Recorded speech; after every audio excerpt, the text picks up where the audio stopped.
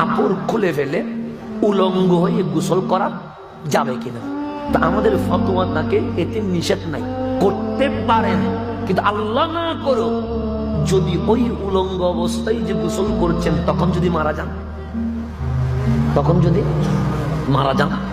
তখন কি হবে? সেই জন্য উলামা ইকরাম ফতোয়া দিয়েছে অন্তত তোমার সতরটা দেখে গোসল করো, কারণ মানুষ গোসল অবস্থায় মারা যায় কি যায় না? যায়। কেন?